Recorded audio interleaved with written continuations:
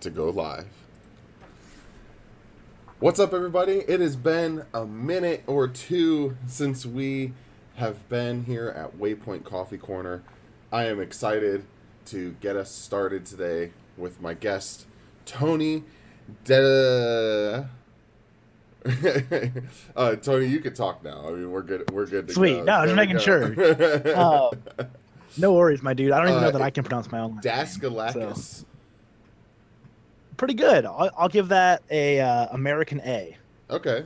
Just don't What go saying about that around what my about? Greek family. Is it like a Greek D though? Like, is it like? It is a Greek D. The Greeks don't really. We do like a TH sound. Okay, Um, lay it on me. Lay it on me. Man, if I was trying to be authentic, it would be something akin to like a Daskalakis. But So it that's is a a little hard overkill. I. Yeah. I mean, I don't know, dude. It's rough. The way I was taught is that the American pronunciation is Daskalakis, kind of like you said. Hmm. But if you want to go more traditional, more authentic, it'd be Daskalakis. Alrighty. Well, we are already in it with all the naming, all the names and everything. Everybody, this is Tony. He is one of my friends. He is a new father. We'll let him brag on himself. I work with him over at UIC, and he works with the Point Loma crew and like that kind of region of San Diego, and I'm down out in La Mesa, and it's a really cool thing. We've been talking a lot, working on some collaboration type of things, and through it all, realized that this is a really good conversation that can be really helpful for the youth. So we're excited for Mhm. you all to be here today. Make sure that you're asking questions in the chat. Make sure that you are getting involved before we get started. What I would like to say is to follow us on Instagram at Waypoint SD. You can follow us on Facebook. Just look up Waypoint Youth Outreach. You can find us on the web at waypointsd.com. And you can shoot us an email at waypointyouthoutreach@gmail.com. So, on top of that, make sure that you drop a follow here to this channel so that you will get a notification each time that we are live. And then also, if you would like to join us, we have our Discord server, which you can find the link for that in our About section just below this video. So, starting off with our coffee corner, Tony, you're here, I'm here, it's Saturday morning. I got a question for you that we ask all of our guests. Sure. I know the answer to it, and it's going to hurt me. But that's Okay. okay. That's okay, because we're here for it, and we're in there. All right. But, Tony, how do you like your Mhm. coffee? You know, I like my coffee either as black as the starry night sky, or with a copious amount of sugar and cream. Like to the No, point of saying that I like some coffee with my sugar. But nothing in between, as strange as that sounds. really. For some reason, I didn't know that you liked black coffee. You know, I didn't until I had to start drinking it copiously after my son was born. Yeah, yeah, yeah.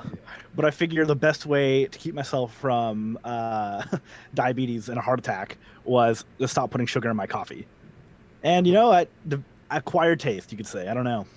I like it. I currently am drinking a black Japanese style cold brew right now. So Ooh, uh, fancy.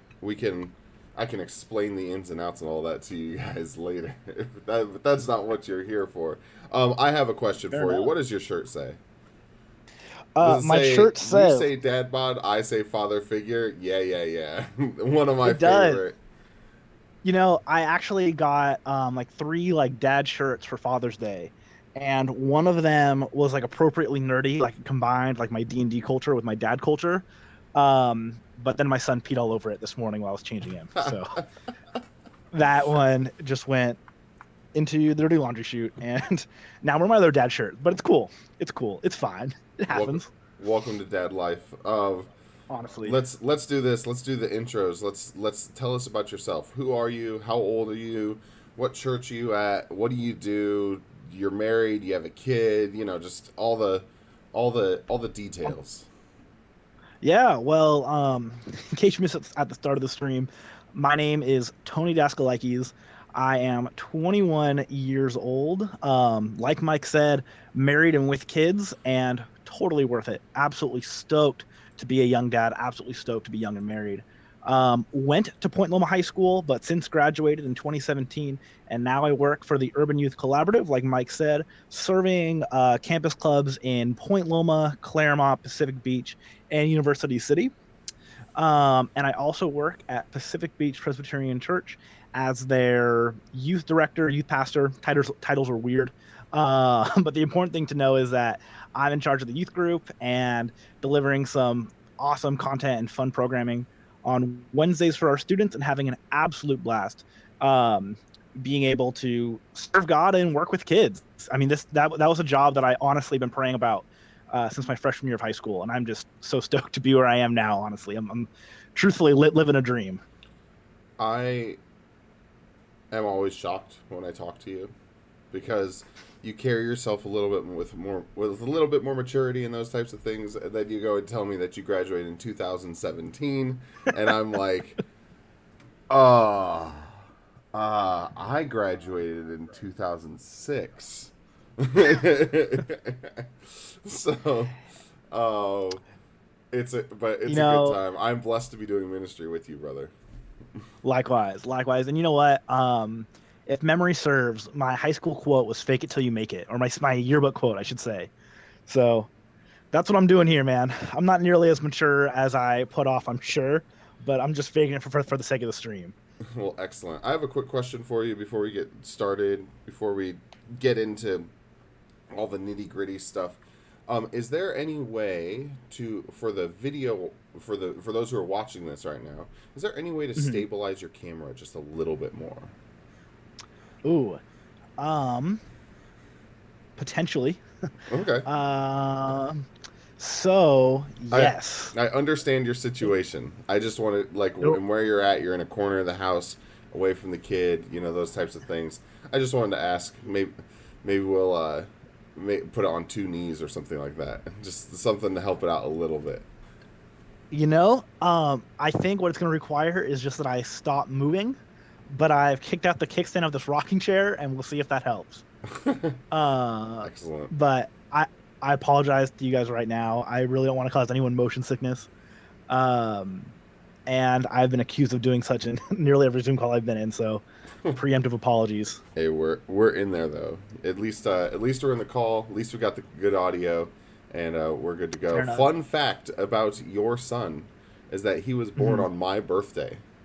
So here's a good day to be born. It's a great day to be born. May the 4th is a great day to be born. Tony is part of the Zoomer generation, and hasn't seen a full Star Wars movie ever. So I look forward to when your kid grows up, and I will introduce him to Star Wars, if anything else. Absolutely. It's funny. I was telling all of my friends, because his due date was May 4th. Like, if God just picked me born any other day, like I don't know if I'm here for all the Star Wars jokes. That's just not my crowd. I don't know what I'm supposed to do with that, but God's timing or something. I hear it's gonna be a lot of fun for him growing up, at least according to Mike. Well, I mean, it's just a good day to be born. So, fair. Any day is a good day to be born, right? There you go. I want to get into what we're talking about. I posted on Instagram Dungeons, Dragons, and RPGs. I've titled this Tabletop RPGs with Tony Daskalakis. Nice. I've been playing around with it. Basically, we're going to talk about all that really nerdy stuff that involves a bunch of dice. That's a good way to put it. And a bunch of dice that aren't your normal 6-sided die. So, Tony, why don't you tell us a little bit about your story, your testimony with this, and kind of how you got into RPGs and specifically tabletop RPGs, and just kind of open us up to that a little bit more. Yeah, absolutely. Well, I'll just come out saying I think I'm one of the few people who's blessed in that tabletop role-playing game, Dungeons and Dragons, the two are almost synonymous for me, are really core to my testimony. And I think we could all agree that, a testimony is not just how you came to know Jesus. It's not just how you started to believe, but your testimony is your whole walk with God, right? Mm-hmm. And I'll begin to this, but Dungeons and Dragons has really been instrumental in helping me go deeper and helping me learn to value my faith, helping me learn, honestly, what it means to be a proud Christian, right? Interesting. Um, so just to give you guys some background knowledge, I did not come from a Christian home. Um, you know, Christianity was not a popular subject among many of my family members. It was not something that it was well received or encouraged. I didn't even start going to church until a friend of mine invited me out for some pizza and games at his youth group. And the rest is history. But his mom would drive me to youth group from fifth grade till my senior year of high school. She would be taking me to church for a while till I learned how to drive. Um, but at home and with my friends, and just in my social life, I guess Christianity really wasn't a thing. Like Mike said, I'm part of that. I'm a proud member of Gen Z, right?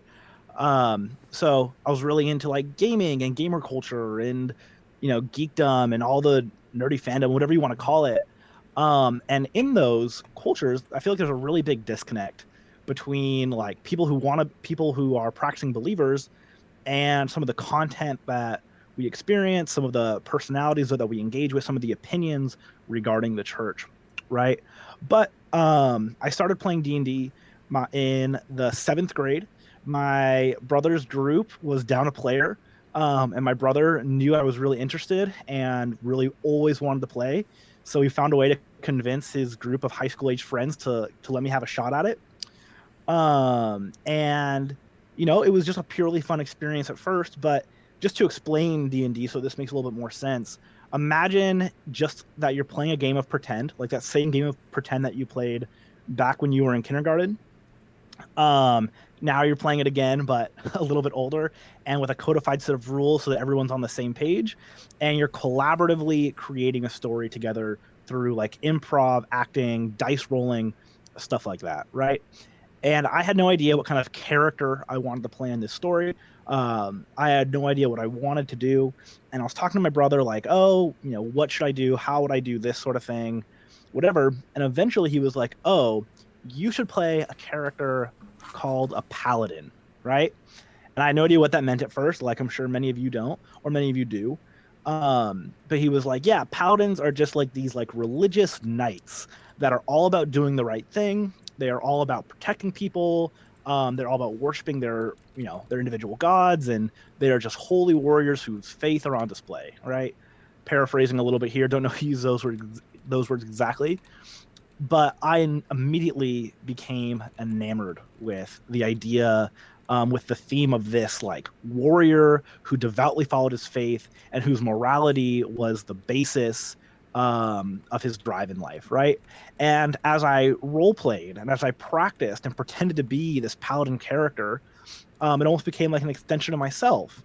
Back then, I was really shy and nervous about my faith. I didn't really like talking about it. And I especially did not like putting it on display for a group of high schoolers who had nothing to do with the church, had not had a positive experience with the church, as far as I can tell. But it gave me practice um, being bold in my faith. It gave me practice being proud of my faith. It was actually, that desire, that urge to get into character that really helped me find how much I valued my own faith. I think Mike posted on the Instagram that I have 5,000 hours logged into an online service called Roll20 where you can play D&D online. And it was in the 5,000 hours online and the thousands of hours, I'm sure, offline, that I spent mesmerized with this idea that you can boldly walk in your faith, you can boldly put your faith on display, and that morals do matter, and having a moral character can really influence your own story or the story of this game or what have you. That I just fell in love with the teachings of Jesus and the teachings of being a good, God fearing, God loving person. And it was, in all of that, just kept driving me deeper and deeper and deeper. And it gave me an opportunity to showcase myself as a believer to my friends, even if it was not in terms that we would all understand, or even though they didn't see it as Tony being, Tony the Christian, they saw Mallertalk, the paladin of whatever, right? They still got to see me acting out of faith, acting out a zeal and a devotion that I now am proud of. So you're not a Christian, right? You weren't born into a Christian family. You start going Right. to. Presently, I am. I'm sorry. So you come to Christ around this time, around junior high. Is that I think for a lot of people who didn't grow up in the church, or maybe for a lot of people that were attending church from a young age, at least personally, the idea of there being like a single moment when you start believing in Christ or that you make the decision to follow Christ um, doesn't really exist. At least it didn't for me. I can't tell you that there was like a day, a moment, a second where I was like, okay, this is for me. It was years of like playing with the idea and toying with the idea and falling in out of love with the idea of being a Christian.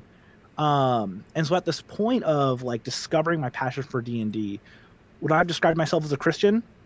Maybe. I probably would have said like, yes, I am a Christian. Yes, I go to youth group. Yes, I'm into this sort of thing. But was I reading my Bible every day? Absolutely not. Was I praying regularly? Absolutely not. Was I attending church on a, weekly basis other than youth group? Absolutely not. While I may have felt like a Christian, I wasn't living like one.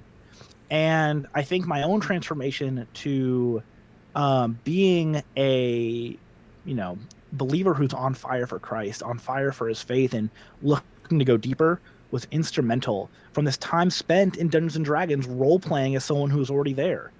And I don't think I was being somebody else. I think I was just experiencing an extension of my own personality that I hadn't yet discovered. So I would say that I definitely was not the believer I became to be at that point in my life. If that answers your question.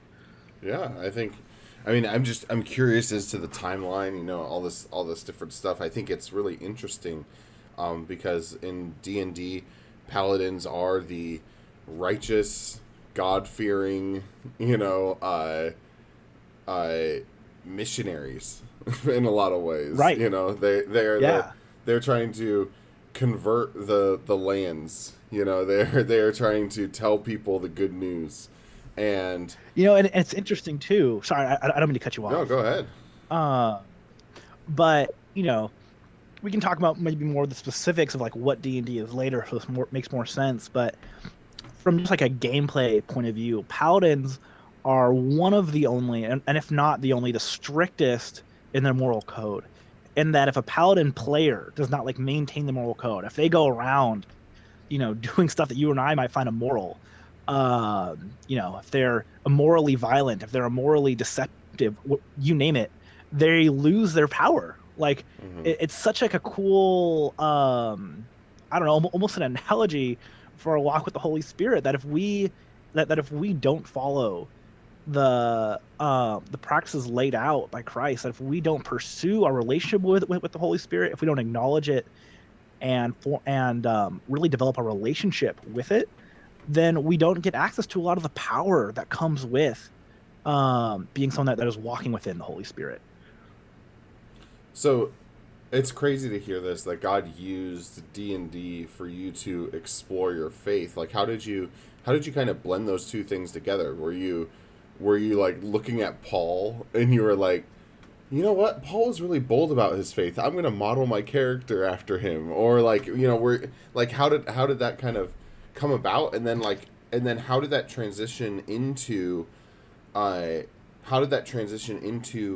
you being on fire for the Lord? It's funny you mention it like that, because it was actually backwards. Okay. I think in the beginning, it was a lot of cognitive dissonance, right? Okay. I think at the very start, at least, it was a lot of like, when I'm at youth group with my church friends, I'm a churchgoer. When I'm with my D&D group and my D&D friends, I'm a D&D player. Okay. And, it was in role-playing this paladin that kind of merged the two together.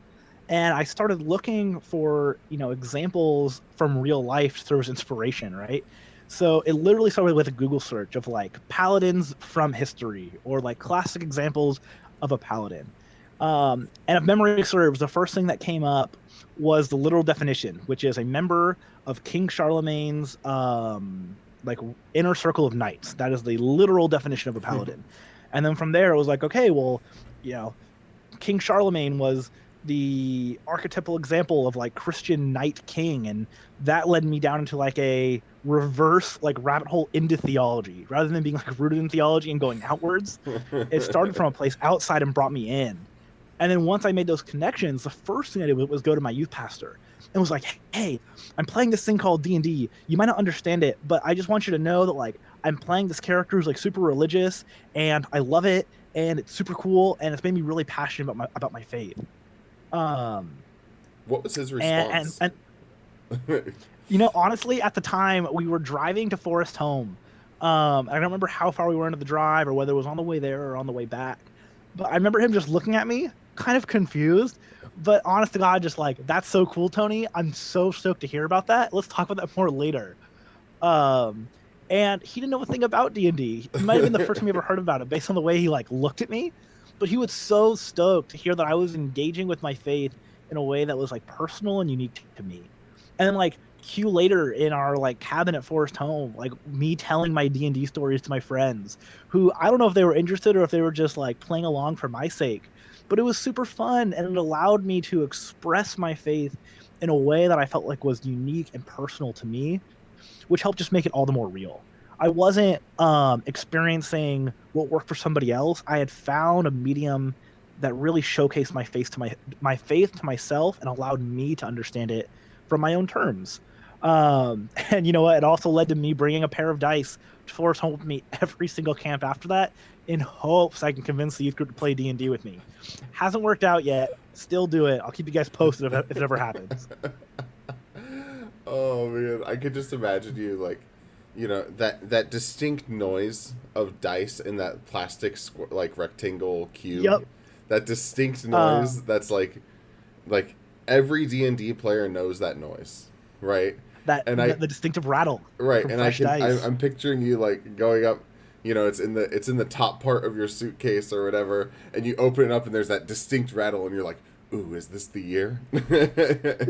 No, honestly, and like every single night, we would get to the point where like we should have gone to bed hours ago, but like we're kids, so of course we don't want Right, to. right. And people are like, "Man, like we're so bored. What can we be doing right now?" And I promise you, every time I was like, "Guys, I got some dice, I got some scratch paper. Like, let's play some D&D." And every single time they were like, "Oh, man, we are really tired." But you know, nonetheless, it was something I felt passionate about to try and push at camp every single time. I joke around with my brother that I get my coolest one-liners for my paladin from worship music and from scripture. And I remember like my first time positively engaging with worship music was I was sitting at Forest Home, and I can't remember the song, but there was a line that, if my God will stand with me, who can stand against me? And for the rest of that camp, I was thinking like, oh my gosh, like how can I integrate these ideas into my role playing to better execute this holy and passionate paladin, right? That's And I like the noticed most that as I'm getting paladin excited, I'm line you shaking could more, say. and my camera is shaking, so I Oh, apologize. don't worry about it. I'd rather you convey the excitement rather than having perfect video. It's all right. Your audio is doing great. But that Fair line is enough. perfect. If my God is for me, who could be against me? It's like the most paladin thing that Oh, you can say. honestly, and there's a reason that line stuck with me. I can distinctly remember where I was sitting in Forest Home when I heard that, because yes, when I heard that, I thought, okay, how can I integrate this into D&D to role play well and do something cool? Um, but that line has stuck with me and almost become like a mantra for me. I don't know if D&D engraved it. I'm sure God engraved it in my heart one way or Right. another, right? But it may have been D&D that made me notice it, but it was the beauty of that line of worship that has carried me through in life. That's something that I repeat to myself when I'm feeling stressed or nervous. Also, should I turn a light on? Am I getting dark in the webcam? I'm Sure, sorry if I if am. you'd like. All right. Well, now it's Casual bright in here. Let flex. there It's be right light. there. Paladins like the light anyway, so it's uh, it's true. It's true. uh, Okay, so we've been talking a lot about this, and I'm realizing that as we said paladin maybe a half dozen, 2 dozen times. I don't know. Mhm. We but and maybe the people who are watching or the people who will watch the VOD of this are going to have their eyes gloss over a little bit. So uh, let's kind of segue real quick, like to explain what is D&D, right?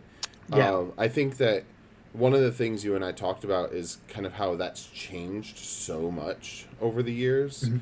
and there's no better person to explain this than you. So, or at least that I know. So, could you kind of, uh, Joe Melson here, nerds, um, uh, but can you explain what D&D is, Mhm. and like give me the 5 minute spiel on like what do I need to know, what needs to come to mind when someone who's never played D&D before, what needs to Mhm. come to mind for that person. And before you get started, real quick, as people are gathering and people are inviting people, while you're thinking about that, Tony, uh, Mhm. if you guys have questions or anything, please put them in the chat. We'd love to hear. Would love to answer them. I know Tony was really excited for that involvement, and I always enjoy it as well. So, um, Tony, what do we need to know about D&D? Yeah, well, the first thing I would say is there are a lot of stereotypes for D&D. Some more true than others, sure, but I even think of stuff like that one still or the one scene from SpongeBob where they're all dressed up like crazy and SpongeBob asks Mr. Krabs, "Are you feeling it now?" Right? Like there's a lot of different representations of D&D. So my first thing would be to say throw out what you think you know. Um because it's probably a lot different than what you imagined. And the first thing I would say about D&D is that it is a hyper social experience, right? It is an experience that involves a group of friends getting together and collaboratively socializing to create a story. And I mentioned playing pretend, and I honestly do mean that. Like, imagine your days of playing pretend in elementary school and just scale it up. Now you have rules. So it's not just one kid saying, like, okay, well, I pull out my mega gun and shoot you. And another kid saying, oh, well, I pull out my bulletproof vest. No, no, no. We have rules now. It's much more streamlined. We have ways to determine how stuff like this works. But it's just a game of pretend where a group of players all interact with a world that a dungeon master or game master has created. The way I like to think about it is imagine you're collaboratively writing a choose your own adventure book, right? Like one of those old Goosebumps choose your own adventure books where Dude, I love those. Mine were Encyclopedia Brown though, so it was like, oh, sure, wherever you got your fill. But no, they were awesome. As you know, I'm making a confession to you, Mike, and to God right now. I definitely stole like two from my school that I totally meant to return but never did. Encyclopedia Brown or Um, Goosebumps. Goosebumps, Oh, okay. Goosebumps. But the choose your own adventure kind. Anyways, imagine it's a choose your own adventure book where um a dungeon master will write the first page. He'll give you the intro. And then the players will write in their own options and then pick which option they want to go through. And it will keep being this cycle of dungeon master presenting something, player choosing how they wish to respond. Dungeon master presenting something, player choosing how they respond. And then, random chance being simulated through dice and those dice results being modified and affected based on your character's strengths and based on your character's weaknesses. There's some impact there. So you get this really organic, collectively made, but also improvised world and story that you interact and play through. And that like interactivity and that variability from like game to game gives itself something of a reality. And anyways, as this process goes on, it can go through for hours, weeks, months, years. My longest running campaign lasted from the 7th grade of middle school to 12th grade senior year. Um, and all telling one story with a revolving door of characters, just like you would see in a book series. Um, and there's a lot of like game mechanics we can get into and stuff like that. But on the surface, that's all D&D is. Just a collective storytelling experience where one person is playing the world and the other people are playing the characters within. I want to ask you a question real quick, because we will Sure. get to kind of questions of like logistics and like those little like ins and outs things. We have a question: what's the hardest character to DM over or dungeon master Mm-hmm. over? We'll get into those little things real quick. Um, but I do want to ask you a little bit of the history of D&D, Mm-hmm. because a lot of folks, I grew up in a conservative church type of setting. Pokemon cards weren't allowed when I was growing up, like at church, like that kind of thing, right? Um, Right. and D&D, has many different reactions to it, but one of them, often from the church I've seen, is it's all witchcraft. What are you doing? It might as well be a Ouija board, right? Like kind of Mm. thing. Can you give us a little bit of the history and like kind of the what goes on in D&D? Because you had mentioned yesterday, like you were dropping names of people from the 70s, that like I'm just like, oh yeah, George whatever his name is, like like it means Right. nothing to me, but like that's kind of interesting to know that things were very different. I know that one thing parents get scared about is like, oh, it's choose your own adventure. Like, well, like we're all sinners and we're gonna choose to do sinful things in this D&D session. Like those kinds of things. So like, could you give us a little bit of the history, and then kind of the you know maybe address some of those concerns a little bit, and explain kind of what the reality is of it, if someone were getting into D&D 5e today. Yeah. Well, I think first of all, just to touch on the history, like you said, obviously I'm a young guy. There might be people in this call who lived through the history, who experienced the history, and there might be people here who know it academically better than I do. But my understanding was that in the beginning, D&D and a lot of other role playing games were surfacing and were using a lot of the fiction and fantasy that was released at the time as kind of their source material. So there's a lot of inspiration from Tolkien. There's a lot of inspiration from Conan the Barbarian. There's a lot of inspiration from other things that I'm blanking on right now. But pretty much you can look back and see that all of the major fantasy that was released in the 60s, the 70s, the 80s would go on to kind of like serve to shape D&D culture back then. Um, and I think a lot of it too was because D&D was such a like small pastime, was such a unpopular pastime. I'll even say that there was no such thing as a casual D&D player back then. So people who were playing D&D, or at least people who made it known that they were playing D&D, were the folks who would dress up, were the folks who would um, put on all kinds of weird face paint and go like way overboard and way too extreme in their representations of how D&D was played, right? And then I also think back to a lot of like the major content creators, and if there's any really serious D&D players here, I might get flamed for mocking him. But I think to Gary Gygax, right, kind of the grandfather of D&D, which is my understanding. He wrote many of the early editions. He was the guy who was famous for a lot of controversial rulings and content and supplements and what have you. And personally, just from my experience engaging with the content he's created and reading about him, his stuff was not necessarily too kid friendly back then. The content he was creating would not be something I would want to run my seventh grade youth group students through. But the good news is his content is very much a product of the past. It was very much a product of the 60s, 70s, 80s. I'm going to butcher it if I keep naming dates. Um, but he is no longer, you know, a relevant figure in creating D&D content. D&D goes through iterations. Like you mentioned, we're on the fifth edition of D&D, which released in the last decade and is much more clean, streamlined, catered to the young teenage audience that engages with it. And ultimately, D&D is what you make it, right? I think I was telling you this yesterday, Mike. In my many, many, many years of playing D&D with my, then high school age friends, now, mid to late 20s age friends, Oh, you're in your we early have gone 20s, through. friend. Oh, what'd you say? You're in your early 20s. No, I'm just, This is true. Sure. Right. I I'm know. just messing I'm with like it. the youngest kid in the group. But like we've gone through very little content on our own that like I feel like would be like weird for a student to go through.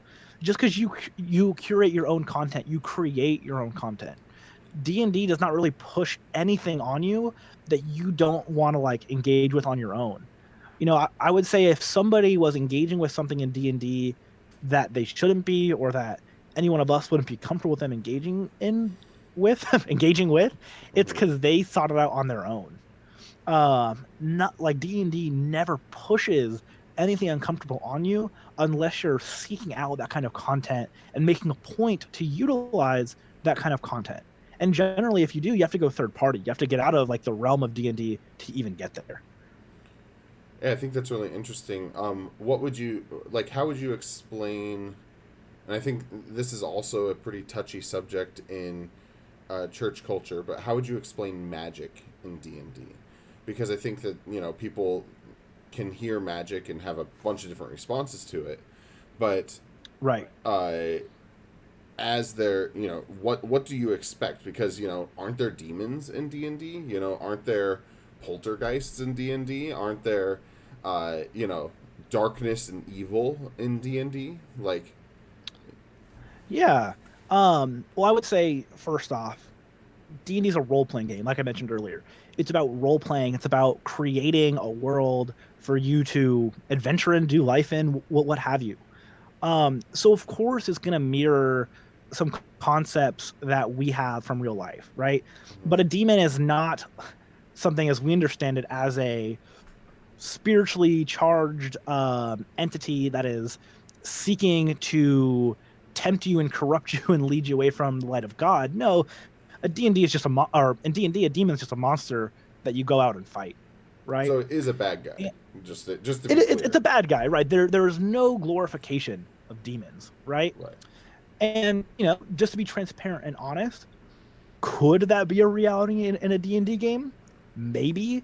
Again, if that's the content that you are actively pushing for, if you actively make that decision that that's what you want in your D&D game, I'd love to have a conversation with you as to why, but sure, well, like that could happen.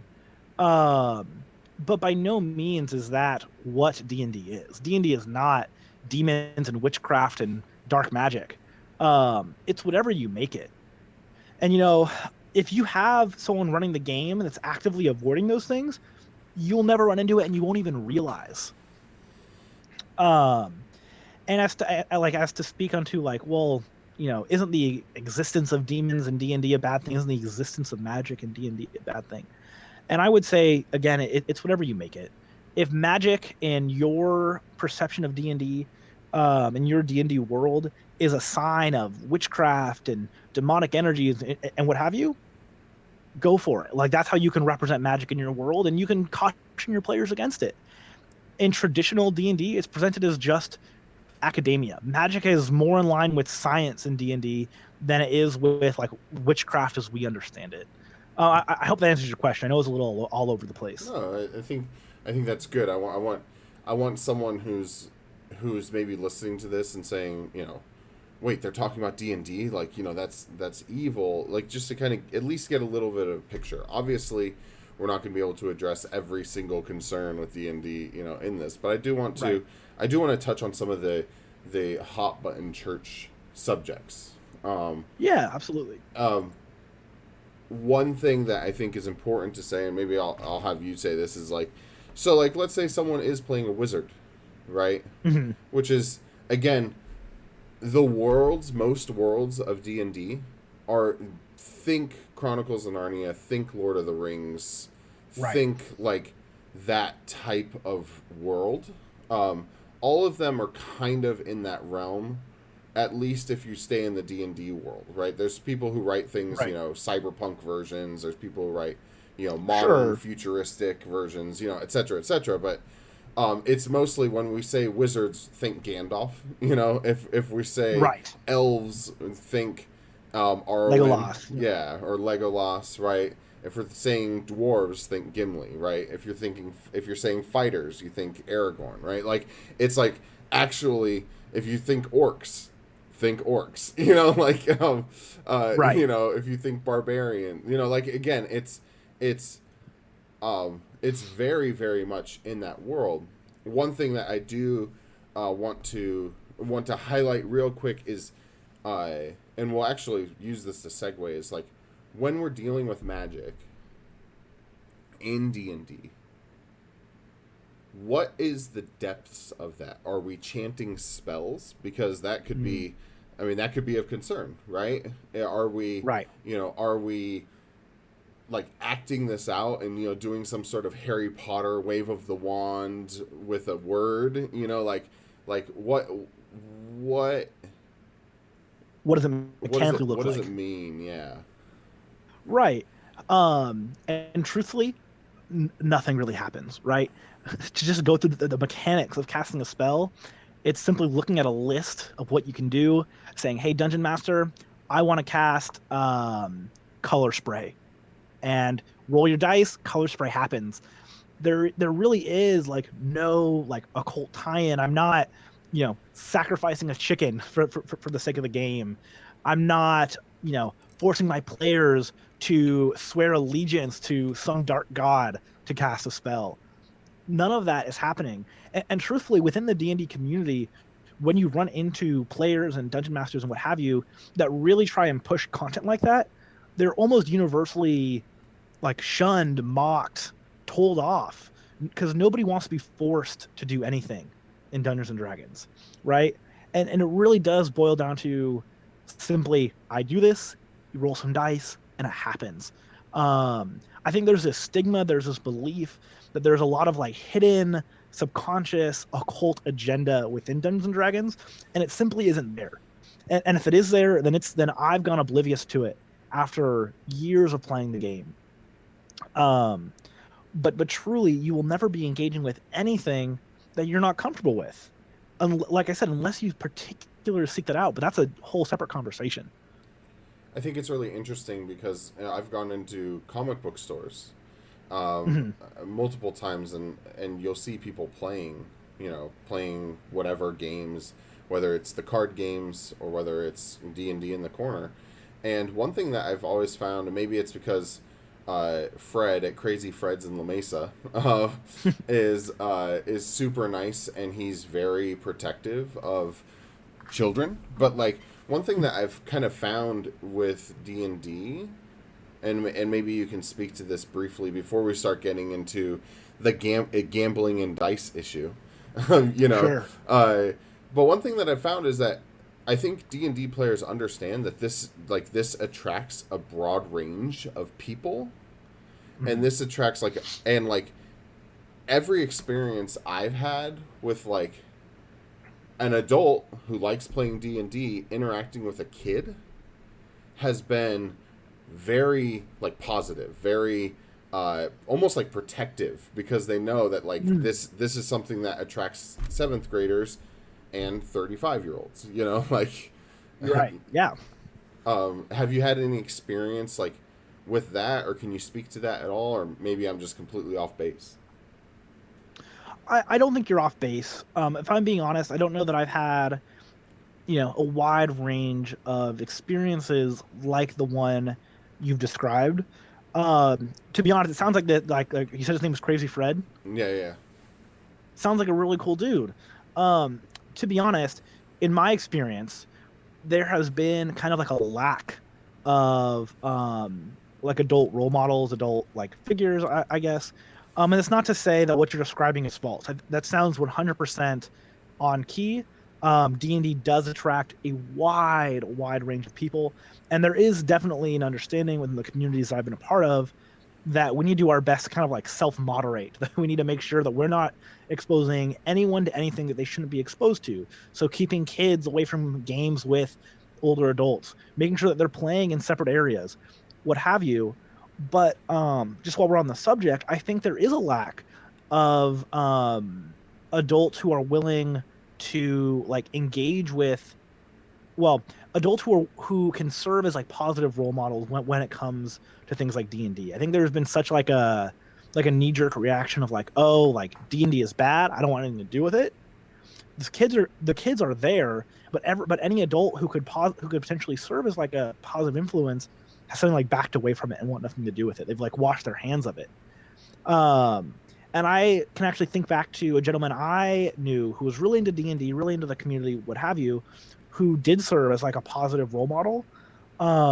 And when I found out that he was a believer, like blew me away. Like that was like almost like faith changing to know that like there were other believers playing D&D. And I think I might have gone a little off topic from your question. Well, actually, that's a Um, really good segue. I was trying to figure out how to fit this in because mhm, this is like the meat and potatoes. Like this is the good stuff. We're going to at the end we're going to talk about the mechanics. We're going to talk about like the dice. We're going to talk about like what is it, how do you get started if you want to play, what to expect, why you should try it, maybe why you shouldn't try it. You know, those types of things.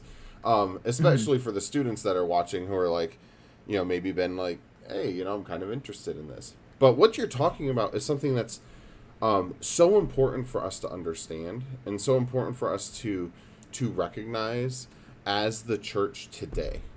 And I think a lot of Mhm. it is really similar to like the conversation around video games. It's really similar to um, the conversation around things, social media things like TikTok, Snapchat, Instagram, like those types of things where it's like our students are already there, right? The students, the youth of today are there, period. Like they're in something that is very different than what like my experience, and I'm only 32. Like what my experience was in high school, right?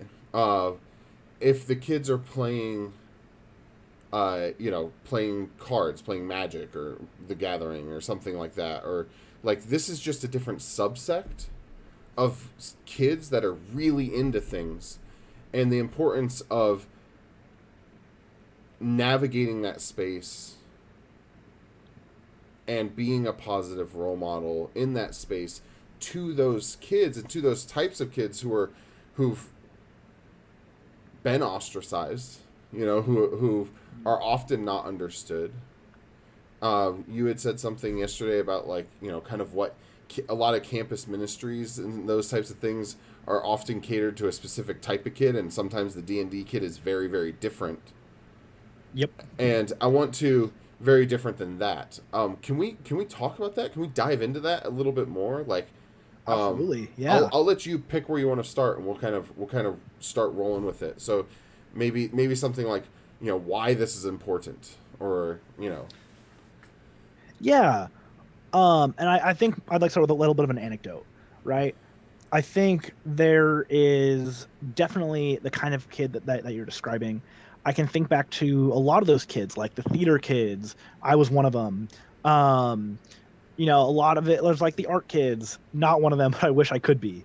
The D&D kids, the gamer kids, like what have you, is the media that they are experiencing, the cultures that they are engaging with are largely like adult cultures that have like trickled down into like a youth sphere. And the dilemma that I experienced while I was in those spheres, still am technically, or not technically, but I still am, what have you, um, was that there is very, very little like edifying, like positive like content and role models.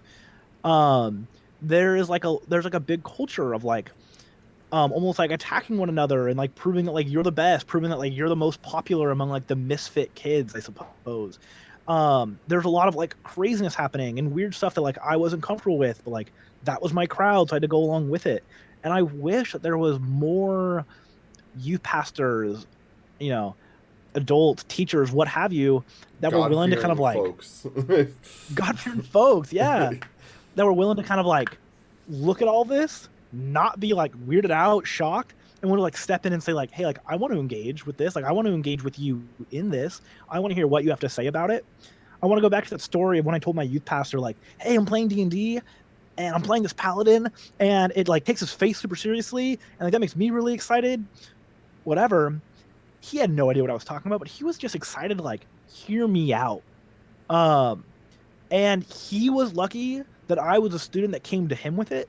But 9 out of 10 times, I would bet most students don't have that level of trust with an adult in their life to come forward with that kind of thing. And so I think it's just critical that, like, as the church, we go there, we be where people are, come to them as they are, um, and be willing to like hear them out, hear what they have to say, hear what they have to say, and acknowledge, not necessarily affirm, but acknowledge um what they are like doing and what they're into. I think that that's really interesting, and this segues perfectly into the conversation we were having yesterday about like a lot of on-campus ministries and a lot of ministry in general, uh, geared towards high schoolers, is Mm-hmm. like zany and crazy, right? Mm. Or a lot of it is very kind of type A personality, right? There's a lot Mm-hmm. of let's reach the athletes. There's a lot of let's reach the ASB students. You know, there's a lot of you walk into a room, you're doing club or something like that on campus, you're doing a faith club, and it's like loud and people are excited to see you and high-fiving you, and like there's pizza and there's music, and it's like this, it's like a party. and Yeah. and you were explaining yesterday that your experiences, you know that will turn off a lot of the kids who are into these alternative things, who might prefer quiet, uh, more like indirect relationship building, right? Yeah. Hmm. And to be truthfully honest with you, as someone that like was that kid at one point in my life, this might come as shock to anyone who knows me, anyone watching, whatever. Growing up was a super shy kid. I did not like being like out there. Many people thought I was extroverted. I thought I was extremely extroverted, but like for the most part, I very much liked my like small group of friends, my like quiet interactions. Um, and not to jump back to D&D, but like D&D was an awesome experience for me and helped me learn to like come out of my shell a little bit, like helping me learn to be social, helping me engage in like a hyper social environment. But honestly, like the ministries that you're talking about, those campus clubs that you're talking about, very familiar with them. I'm a part of them. Many of my campus clubs probably fall in that realm. But even I, as like a minister, sometimes I'm kind of like, I don't want to say like turned off from it, but not necessarily even engaging with that kind of atmosphere. I know I spend most of my campus clubs like hopping from like table to table, having conversations with the kids whose like heads are down, having those kind of conversations with the kids who are in the back on their phone, right? You shared a story about like a kid who was really into Street Fighter in one of your clubs and how you were able to connect with him because of one of your unique experiences. And I think Yeah. that's super awesome. And I think those kids like want to be a part of something. I think they want to engage with their faith. I think they really want to like fit in with these type A personalities even, but they have nothing that's like catered to them. They're finding ways to adapt to an experience that's not for them rather than having the option of an experience that's for them that they can comfortably fit into. And I just think as a church we need to be providing a more varied, a more variable and dynamic environment for those like type B students, if you will, to engage with. I think that's so interesting because like often, like there's a group of kids who sit outside one of my clubs who literally at lunch have their pre-packed meal or whatever, and they hang out in a little group, and they're playing Magic the Gathering. They're pulling out their Nintendo Switches and playing for 20 minutes. They're like, they're not looking for uh they're not looking for the big gregarious social experience on campus, right? And I think that people who are into D&D kind of fall into that. And one thing Yeah. that's important to state here is that what we shouldn't do is compromise the gospel for different people.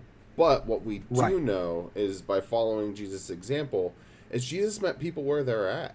He went and had meals with them. He did the things that were socially or that not even socially appropriate, but the things that were appropriate, right? Uh, to meet people, to meet the tax collectors, to meet the Nicodemuses, to meet the Mary Magdalens, right? Um, Right. and we can stand firm in our faith while taking that to different people, right? And I think one thing Mm. that's really difficult in this whole conversation is to be into D&D or to be into some of these like type B we're using that as a just the less socially out there groups of people, they tend to be really into it. So then what happens Mm. when you say, hey, you got to be this way at the loud club playing hip hop music and eating pizza and high fiving and playing, playing some sort of game where you have to get up out of your chair and, like, et cetera, right?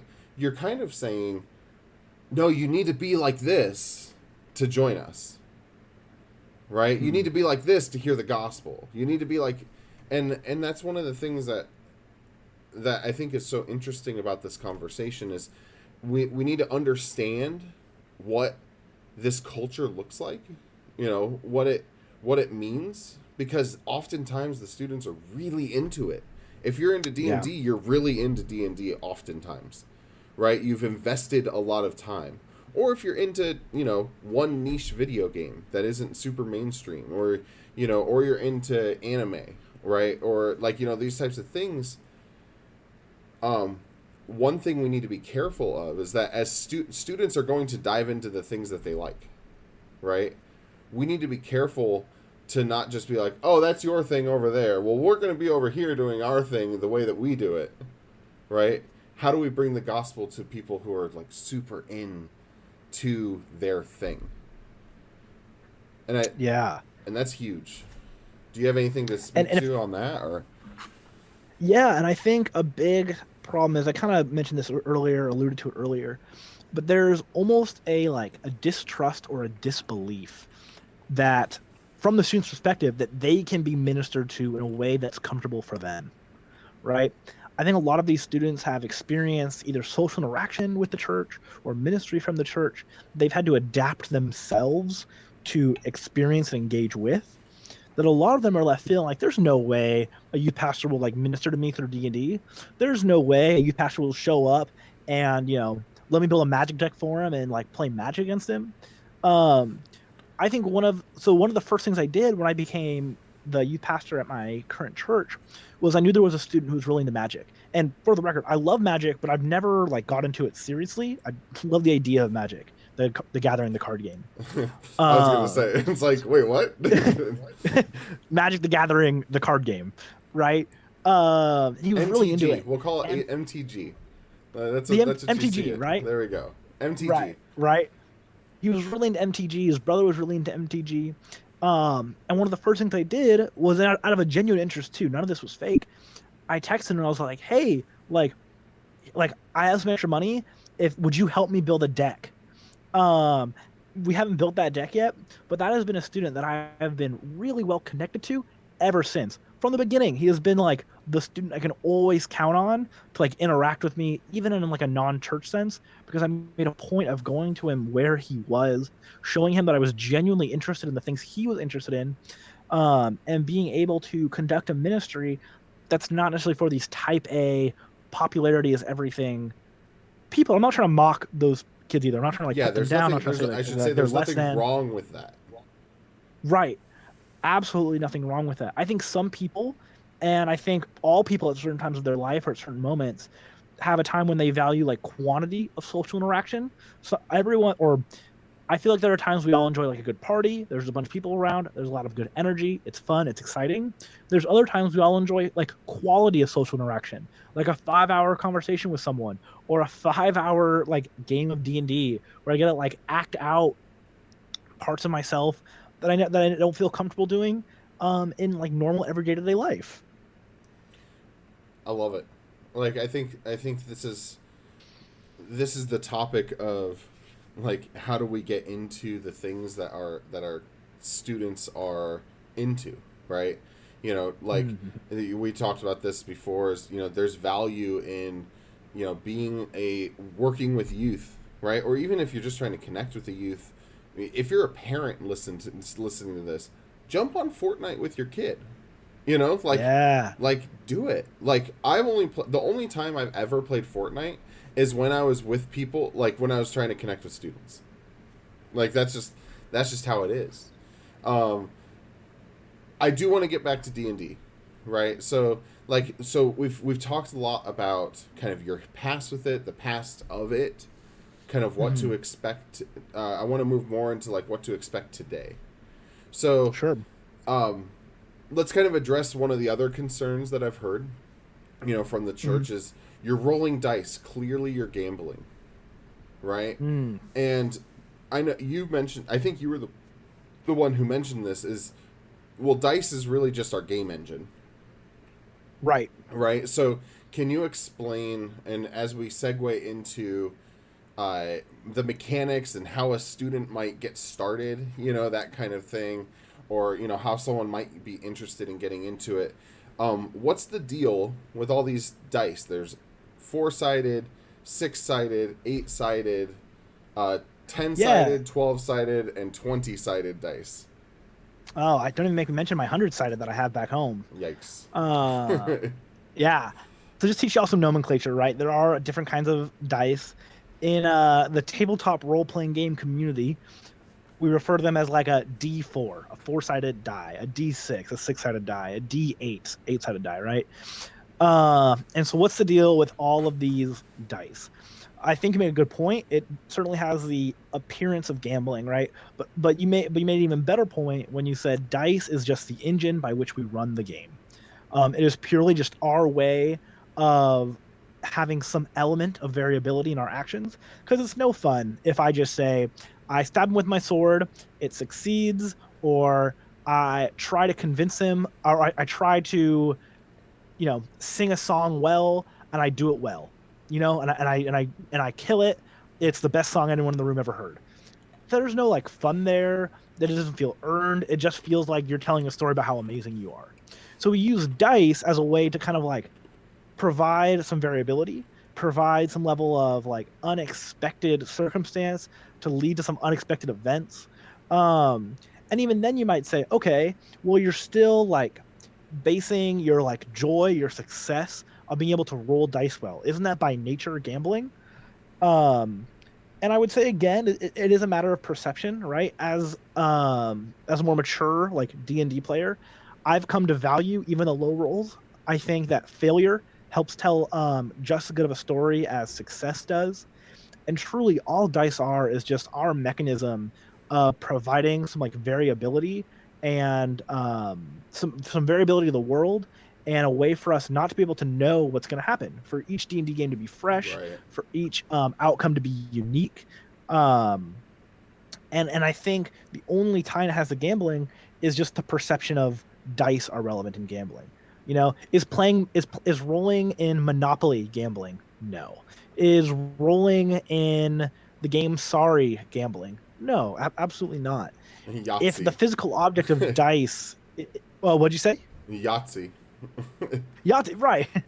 um, if the physical object of dice is alarming for some reason, you could use a random number generator. You could flip a coin. You could do whatever you need to do to like substitute that physical component. But really, all it represents is just variability, is random chance. Right. And it's imagine you were playing a video game, and that you're playing a video game, and in the code of the video game, when you come across something, you're going to have a 60% chance of success calculated into the game, right?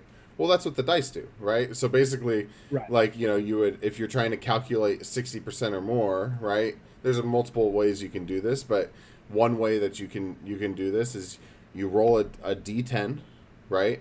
And Right. you have, it's a success if it's 1 through 6, and it's a failure if it's 7 through 10, or something like that, right? Like, it's Yep. there's many ways to do this. So, like, again, it's the mechanism by which the game introduces different outcomes, And sometimes as a DM, you'll take those dice and you'll say, okay, numbers 1 through 3, on a 6-sided dice, number 1 through 3 will have this outcome. Numbers 4 and 5 will have this outcome, and 5 and 6 have that or this outcome, and 6 has this lower chanced outcome. Like sometimes you do that, right? Sometimes, like, it's again just the mechanism by which you kind of are able to enter into this space of unknown, rather than just like writing a book and like, all right, now what do? Well, I go through and I just do this epic slam move and take out the goblin, or whatever. Like, it's Right. Well, if you rolled really low, maybe you even missed. Maybe you swung, you missed, you tripped, and you knocked yourself out against a crate or something. Like, like there's Yeah, it leads all kinds of like silliness and bizarre fun, and it really is just a way to keep things fresh, a way to keep things unique to each person too. right. And we have a question in here. Why is Mhm. gambling so bad? And I think that would be directed at the people who have the concerns about gambling itself. I think that with all things, and this is with all things, if it becomes between you and the Lord, that's when it becomes an issue, right? So, like, could, if I said, hey, Tony, let's go to the movies, and we go to the movies and there's nothing good there, and we say, you know what, let's take this $10 we're going to go at the movies and let's play poker against each other. Like, that's very different than someone going into debt to play poker, right? Similarly, if you're skipping church, you're skipping fellowship, you're skipping your time with the Lord to play D&D, right? That's an issue, right? If you Yeah, absolutely. And it's the same thing if you were going to the gym and skipping all those things to go to the gym, right? It's the same thing. Anything in excess, when you reach that excess, is bad. And gambling is something we see. I'm not saying we should gamble, and I think that that's a different topic for later. But in regards to D&D, it's really the introduction of variability for storytelling. So, I want to ask you this, Tony, because it's been in here sitting for a while, and then we went on the other tangent and that type of thing. And before we kind of like, how do we get into D&D, right? Like, what would be the first steps? Like, how would someone who's like, I'm kind of interested in this, how would they get started? Yeah. But before we do that, what's the hardest character to DM over? Man, I would say the hardest character to DM over is a character that doesn't want to be there. In my, I bet you were hoping for like the mechanical answer of me telling you the hardest character to DM is anyone that can see into the future, because that ties my hands up, or any character that's Right. so powerful I can't compete with. I'm sure that's the answer you were hoping to hear. But honestly, as a DM, I'm just here to have a good time. I'm just here to tell a story. And so long as you're willing to engage with the story, however you feel about it, you can take the story off the rails, go in a different direction. You can, go along the story, but not have the reaction that I anticipated. Whatever. As long as you're playing the game and you're engaging, I'll have a great time. But if you're someone that's like, you're not really here for it, you're not really someone that wants to play, don't know why, you would find yourself in the city, but you feel the need to play anyways, maybe, who knows? But as long as the character is like looking to like engage, have a good time, no such thing as a hard character to DM, in my opinion. He says, "Boo." Okay. I mean, here. Let's do this. I do have an actual answer to that. Okay, If yeah, actually, let's this do might it. satisfy you. My brother once played a character named Bran Dongrove. And Bran Dongrove, Dongrove. This man, Bran, he sounds straight yeah, out of like a '70s police cop movie, right? Like, it's man. I don't know if we'll get to the. I don't know if we'll ever get to like D&D like stories of mine. okay, But whatever. But Bran Dongrove, probably the hardest character our like forever DM had to DM, because his whole thing was he had this familiar like a raven, a hawk, change forms, whatever. who he could see out of, who he could cast spells out of, who could functionally like play out of this like familiar through like a cheap what is it like loophole in the rules. And so he would just go sit in a castle, never do anything, but just send his familiar to like spoil all of the DM's plans, cast magic through, be relatively untouchable from like the safety of his like closet in this castle. And eventually the DM would just got flabbergasted and had to like siege the castle to get to Bran Dongrove because his darn familiar was just such an information funnel. That might make a lot of sense to someone who plays D&D. If you just had to sit through that and like, what the heck is he even talking about? I apologize. But Bran Dongrove was probably the hardest character to DM. Here, I'll double down on the difficulty thing. I have a guy, the guy who just said, "Oh, the possibilities," is literally a guy who just wants to break the game. And basically, what he did is he has a guy who can cleave and do attacks of opportunity and everything, but he has and he's a paladin and has a 10-foot melee weapon. So he basically could sit in the middle of this spot and hit a 3x3 cube around him of anybody, and he just sits there just whacking people over the head. Like I love it. I love it. Mike, are you his DM? Oh yeah. Mike, I can't wait till you introduce flying enemies with magic missile. Love to see how the cube responds to that. Flying enemies with magic missiles. So like they're just gonna be hovering and just shooting magic missiles at them. One time, we good luck. I don't know, angered a group of kobolds, and I'll make it really short. But anyways, we were like, oh, just kobolds, like no big deal. We can cleave through them. We were all like pretty like beefy martial characters, and then the DM brings out 60 of them who all knew the first level spell magic missile and just vaporized us immediately.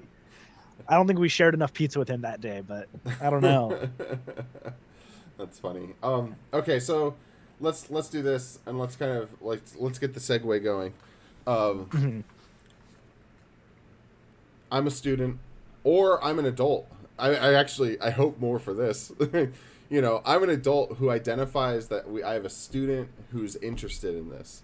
Or you're a student who's like, man, I kind of like that sounds kind of cool, but I've always felt myself like I'm attracted to it, but I've always felt myself a little too self-conscious to actually get into it. Right.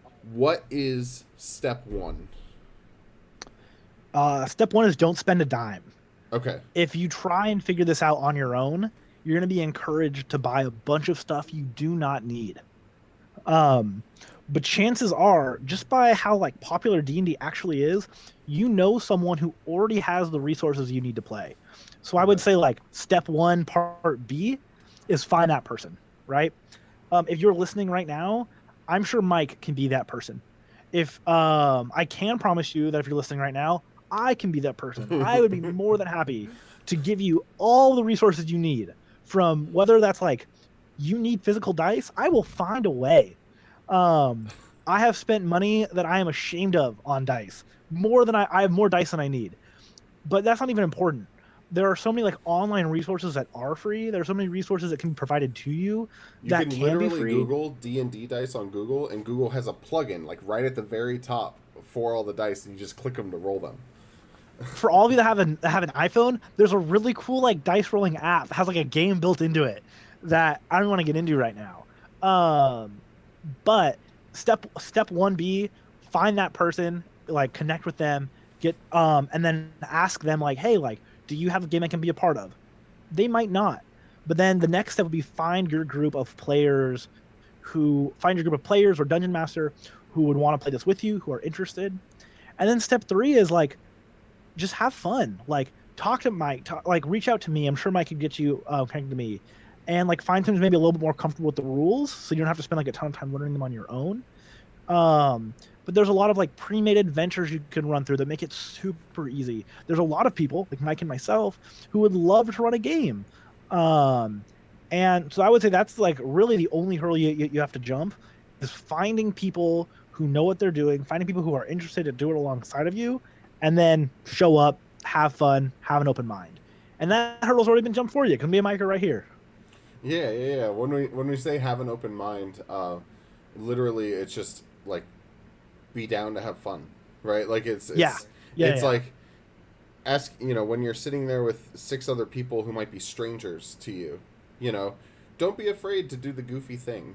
Don't be afraid to do it. Like, care less about the rules, right? Well, can I do Hmm. this? Can I not do this? Care less about that.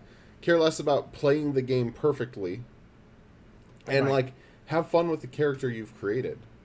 Right. One thing, if you've never played before, okay, if you've never played before, it is really tempting to try to create a character that is perfect, right? And it is Yes. really, really tempting to, like, when you enter a town, to want 100% the town, right? To want to go through and talk to every single person, perception check everything, re-perception check the spots, that you didn't get 100% in, et cetera, et cetera.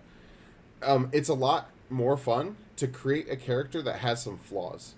And Yes. if you're having problems imagining that, the best thing that I like one of the best things that I suggest is model your character after some sort of fictional character you like. Like Star-Lord would be a really fun character type to play because he's kind of irrational and he kind of just goes for it, but he's also really smart and powerful, right?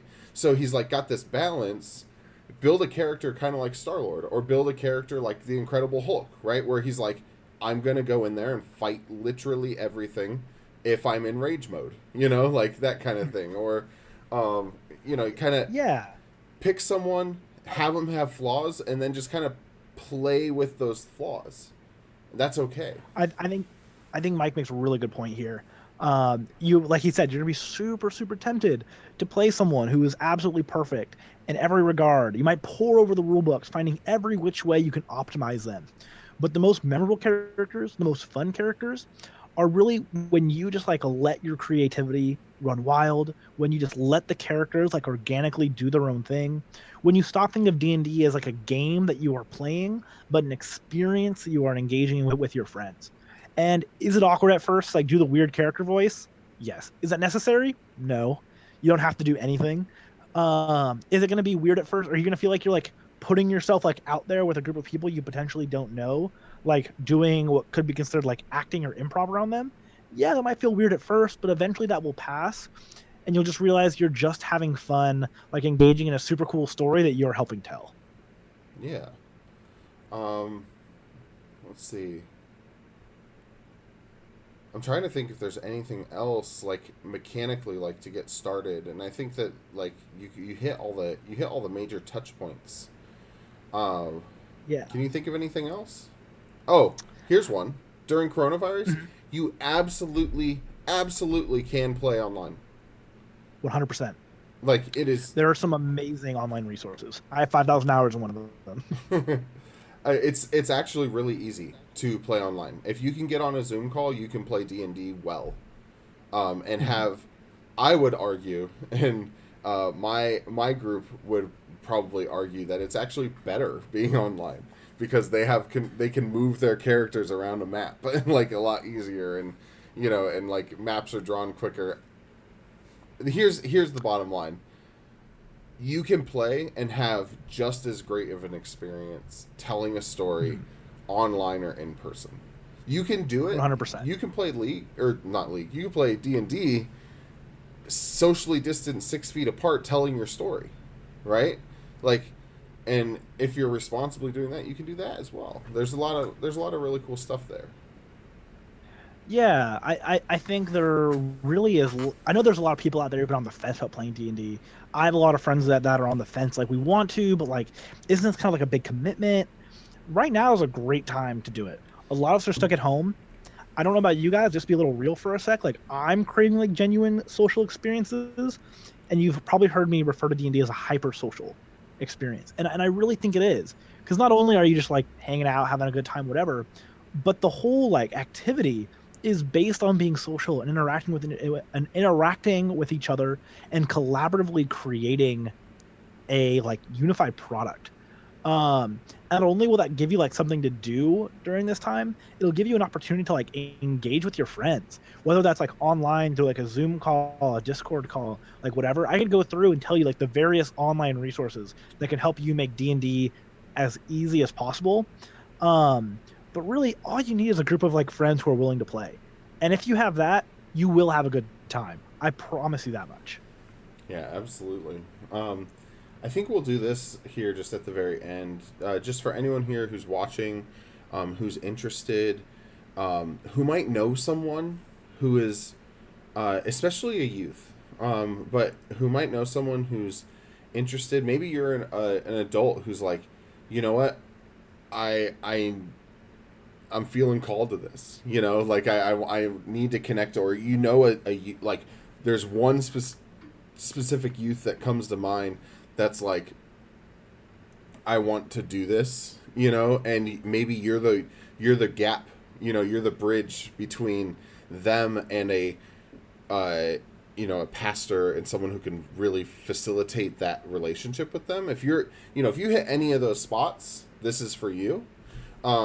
Myself, Tony, and another friend of ours, another pastor of ours, Joe Mel Skis, Joe Mel, who's been on Waypoint Coffee Corner already.